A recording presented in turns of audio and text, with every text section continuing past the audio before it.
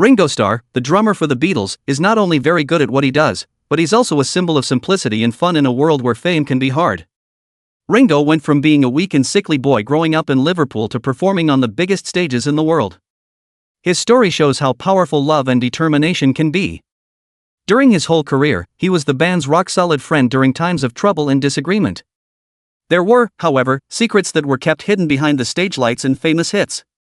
At age 84, Ringo has finally spoken out about something shocking after decades of quiet. Some people think that Yoko Ono had a bigger part in the Beatles' lives than we thought. Could this be the last piece of the puzzle that solves the question of why the most famous band in history broke up? Let's go back in time and look at Ringo Starr's life, from when he was just a boy to when he became a worldwide music star. What does he have to say about Yoko Ono's role in the breakup of the Beatles? The famous singer Ringo Starr was born on July 7, 1940, in the working-class area of Dingle, Liverpool. His full name is Richard Starkey. Ringo was born into a family that loved music and dancing, so his early life may have looked like it would be full of happiness. But what happened next was anything but a fairy tale. Richard Starkey Sr. and Elsie Glee, his parents, used to have a busy social life full of swing music and ballroom dance. But when Richie was born, everything changed. The way the family worked changed a lot. Big Richie, Elsie's son's father, slowly drifted away and spent more time in pubs and less time with his family. Elsie became very protective of her boy. They quickly lost control of their lives, which led to their split and divorce in 1944. Ringo had many hard times because he didn't remember much about his father.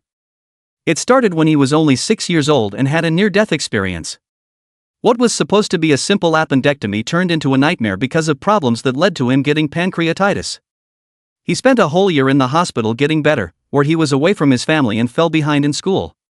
When Ringo got home, he was having trouble in school, feeling detached from his friends, and dealing with his own self-doubt. But just when it looked like life was going to hit him again hard, something strange happened. Ringo first became interested in playing the drums while he was in the hospital for a long time. He would tap away on anything he could find. It was just a small spark, but it would grow into a passion that would last a lifetime. The hospital staff wanted to keep the kids busy, so they told them to play music. And Ringo took advantage of the chance. He used old pencils as drumsticks to tap out rhythms that would soon become his escape from the bad things that happened to him as a kid. He had to go back to long-term care for 2 years because he got cancer in 1953. Once more, Ringo found comfort in music. He got lost in the sound of the drums while ignoring the sounds of other instruments. Even though his path wasn't easy, the strength he gained during these years would become a defining trait of the man who later led the Beatles to worldwide fame. Ringo didn't want to go back to school when he got home because he had forgotten all about it. He instead liked to play music and hit biscuit tins with sticks while his mother remarried and tried to start over with their new family.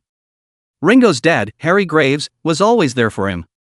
He introduced him to big band music and taught him how to be kind, which was very different from what he saw around him. Ringo's area was nasty. It had a lot of small, broken-down houses and a lot of crime. You had to keep your head down and try to stay alive there. But Ringo's love for music only grew stronger even though things were hard for him. Even though it was hard for him to keep jobs, like as a railroad worker or a waiter, his love for rhythm never changed. When he finally got a job as an apprentice machinist, it wasn't the tools that interested him, it was the music scene that was starting to form around him. It was during these quiet times that Ringo's fate was slowly being written. Starting as a sick child tapping on hospital cabinets and ending as a young man finding skiffle music and making friends who would shape his future. Ringo's early years were full of problems that helped him get ready for something much bigger than he ever thought possible. A boy from the rough parts of Liverpool would change the world one beat at a time. No one knew when or how. What did these hard times in his early life do to the man who became famous as the drummer for the Beatles? Wait until you see what happened next to find out how Ringo's amazing rise to fame happened. In the beginning of their careers, Ringo Starr and his friend Roy Trafford would sneak off to a small club called The Cellar during their lunch breaks from work to listen to music.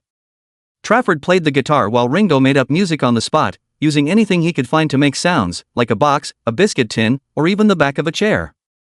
Soon, guitarist Eddie Miles, a neighbor and co-worker, joined their makeshift band. The three of them started the Eddie Miles Band. Later, the group changed its name to Eddie Clayton and the Clayton Squares to honor a famous location in Liverpool. The trio played upbeat songs like Walking Cane and Rock Island Line as part of the famous skiffle trend. Ringo, who was always coming up with new ideas, used a thimble to scrape a washboard, which added a simple but catchy beat. He loved to dance naturally, just like his parents did. He and Roy even took dance classes together to get better for going out. When Ringo's stepfather Harry Graves gave him his first drum kit on Christmas Day 1957, it really changed everything. It was a used set with a snare drum, a bass drum, and a cymbal made from the lid of a trash can.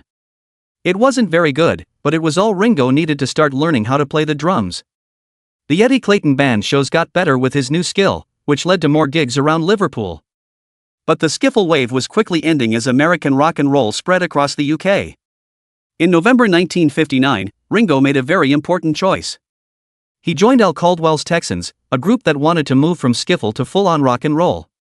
The band tried a few different names, like Raging Texans and Jetstorm and the Raging Texans, before deciding on Rory Storm and the Hurricanes. Around this time, Richard Starkey changed his name to Ringo Starr because he liked the rings he wore and wanted a country western sound for his stage name. Ringo's solo shows, called Star Time, became a signature part of the Hurricanes sound. By early 1960, Rory Storm and the Hurricanes were one of the hottest bands in Liverpool. Their big break came in May of that year, when they were offered a job at a Butlins camp in Wales for 3 months.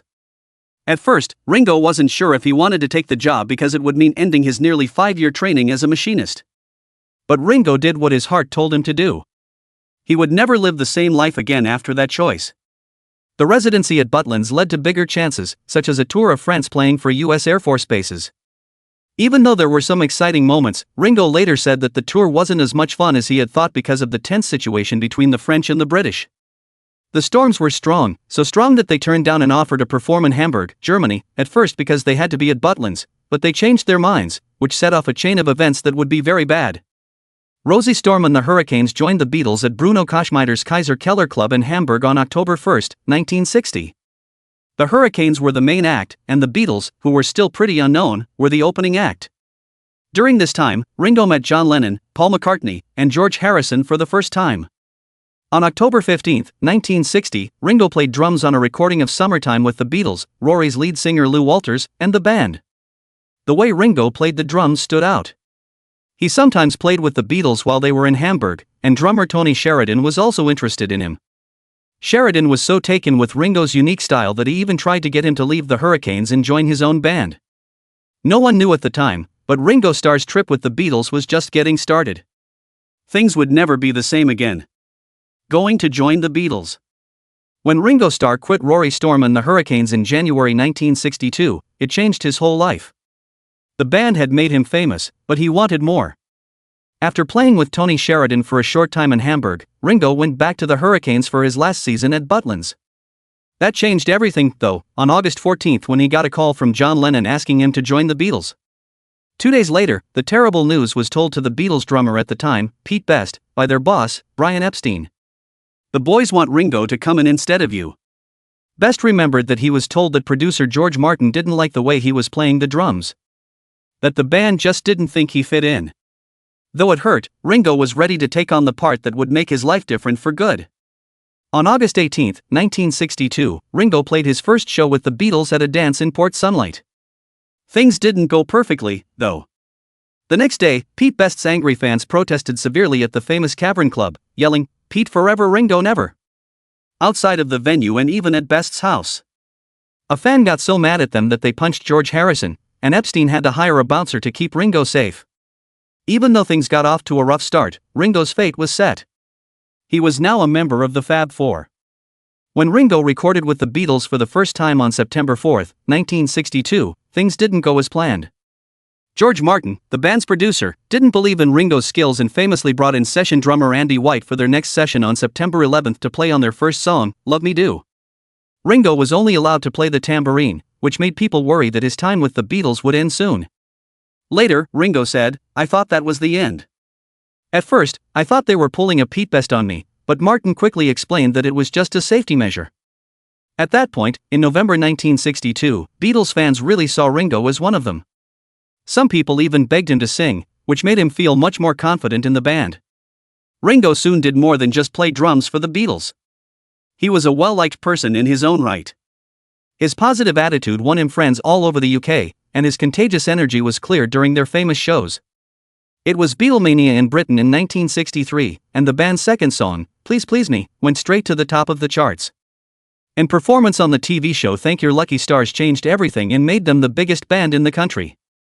With his signature charm, Ringo quickly became a fan favorite. Soon, people were wearing I Love Ringo lapel pins, and songs like I Want to Kiss Ringo Goodbye and Ringo for President were all over the radio. As the Beatles became more well-known, Ringo loved his time in the spotlight and the parties that came with it. He remembered it with fondness. People often told him how good he was at dancing, which added to his charm. And Ringo was a big star when the Beatles went across the Atlantic to appear on The Ed Sullivan Show in February 1964. 73 million people watched, showing that he won the hearts of Americans. After the fact, Ringo said, "I knew I did well in the States. It was crazy to see all the kids waving at me.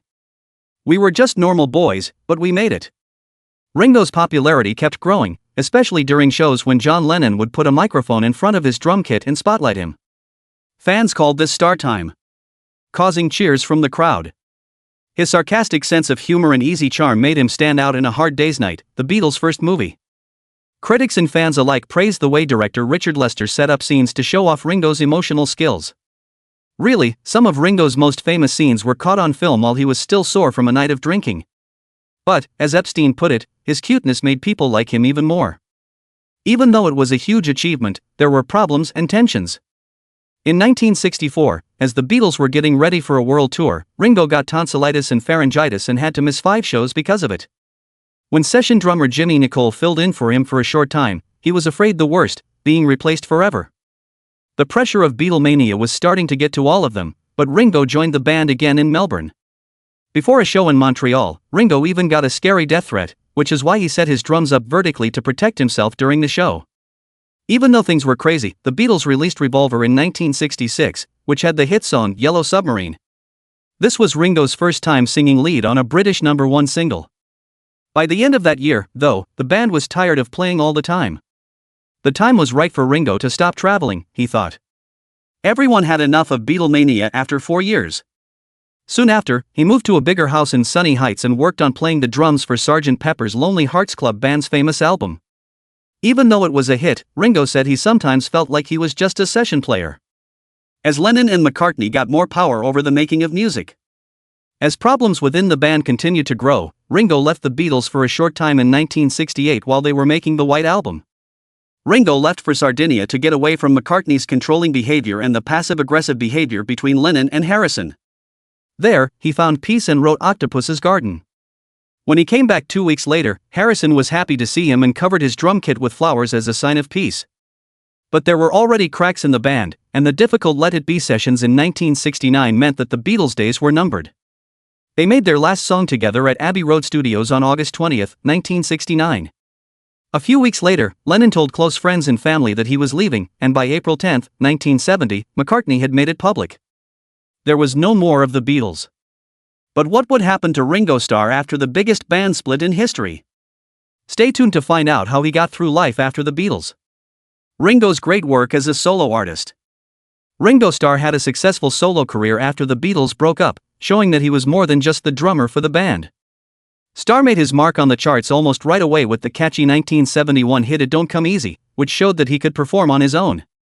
This was just the start of a great journey.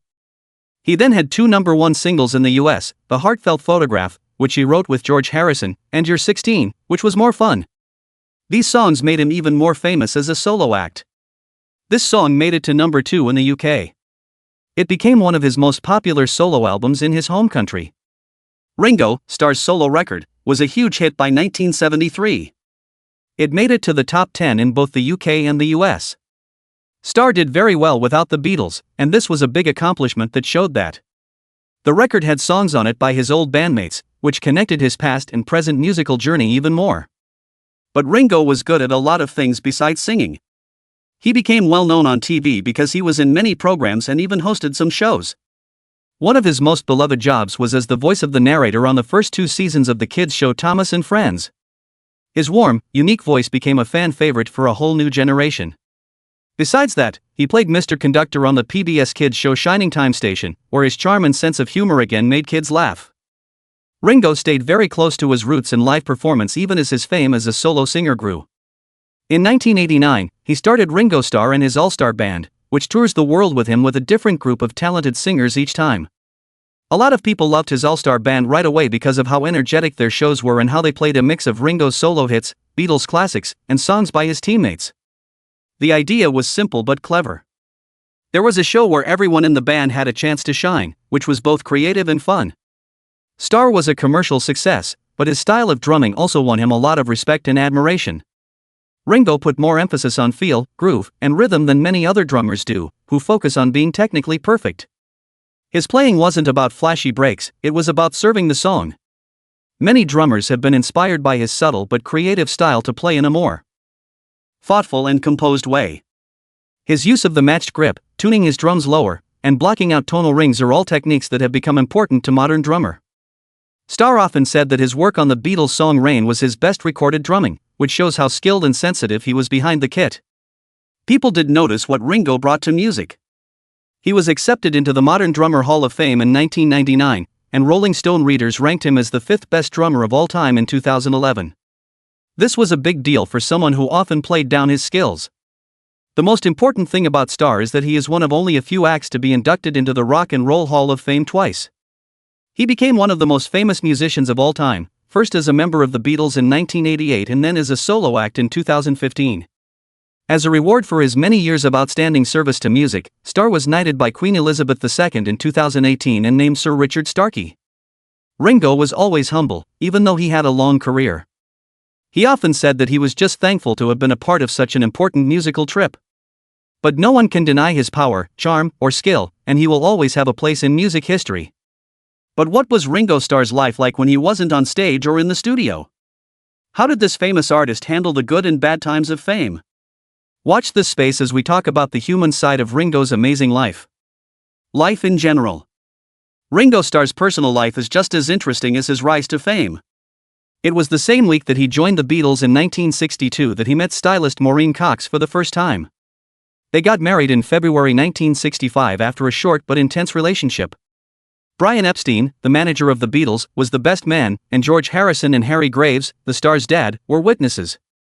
People were so interested in the pair that the novelty song Treat Him Tender, Maureen by the Chiclets was inspired by their wedding. Zach was born on September 13, 1965, Jason on August 19, 1967, and Lee on November 11, 1965, 1970. Ringo and Maureen had 3 children together. Starr bought John Lennon's home, Tittenhurst Park in Berkshire, in 1971 and moved his family into the huge mansion. But their marriage had a lot of problems, and Ringo and Maureen got a split in 1975 after he cheated on her with other women. Maureen died of leukemia in 1994, when she was only 48 years old. Fate brought Ringo and actor Barbara Bach together on the set of Caveman in 1980.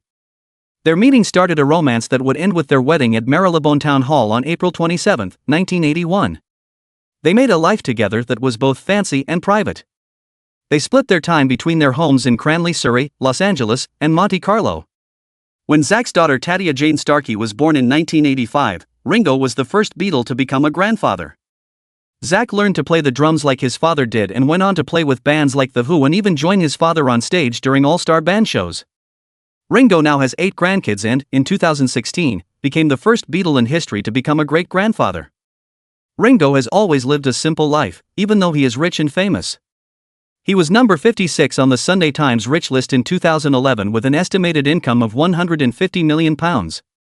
By 2012, he was known as the richest drummer in the world. Ringo sold his huge 200-acre house in Surrey called Wrightinghurst in 2014. He still owned homes in Chelsea, London, and Los Angeles, though. A year later, he and Bach sold a huge amount of personal belongings at an auction. Among them were Starr's first Ludwig drum kit and a highly sought-after first pressing of the white record with the number 00001. The sale raised more than $9 million, and some of the money went to the Lotus Foundation, a charity that the couple started.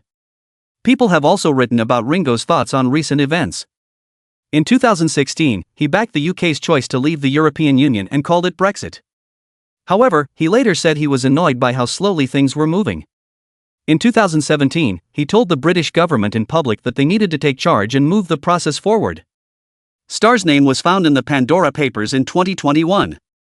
These papers were the result of a global investigation into the secret financial dealings of lawmakers and celebrities who use tax havens to hide their wealth. When he's not in the news, Ringo lives a quiet, healthy life. He has been a vegetarian for a long time, and Mary McCartney stated that he avoids garlic and onions because they make him sick. He meditates every day, and his life is based on the now iconic phrase peace and love. Ringo Starr is back in the news at age 84, this time with a shocking admission that could change everything we thought we knew about the Beatles. What did Ringo say after all these years? Come along with us to find out. Ringo finally spoke out after decades of quiet and said that Yoko Ono was much more responsible for the breakup of the band than was previously thought. Ringo said that Yoko's effect on John Lennon wasn't just personal, it had a huge effect on how the band worked together. Due to her constant presence in the studio and influence on Lennon's artistic choices, the atmosphere became more tense and polarized, which made the already tense relationships between the Beatles even worse. Ringo remembers the sessions for the White Album like they were yesterday.